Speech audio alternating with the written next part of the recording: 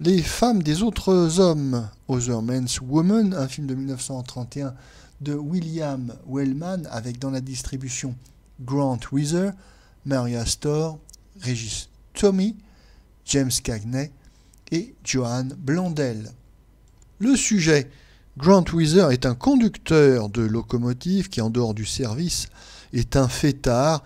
Il aime bien boire, il aime bien courir les jupons, et sa petite amie, Joan Blondell, a bien du mal à le décider à l'épouser. En revanche, Régis Toumet, son collègue qui fait équipe avec lui pour faire fonctionner la locomotive, a une vie bien plus tranquille et bien plus rangée.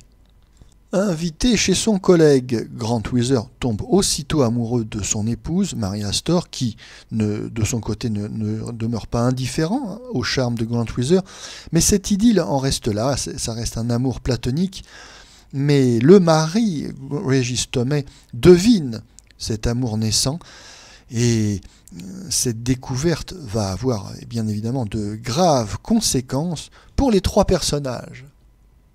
Notre avis: Other Men's Women n'est pas un petit mélodrame banal, c'est avant tout un film qui se distingue par les prouesses techniques de son réalisateur, William Wellman, qui en ce début du cinéma parlant et sonore réussit le tour de force d'avoir une caméra très mobile et très fluide, alors que le matériel est beaucoup plus lourd et difficile à manipuler qu'au temps du muet. Et puis les scènes sont très souvent tournées en extérieur, et il y a des effets spéciaux spectaculaires.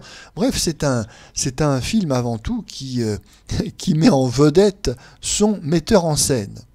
Oui, car le scénario, quant à lui, n'a rien d'extraordinaire, et comme trop souvent avec les mélodrames, il faut bien reconnaître que l'intrigue est un petit peu invraisemblable.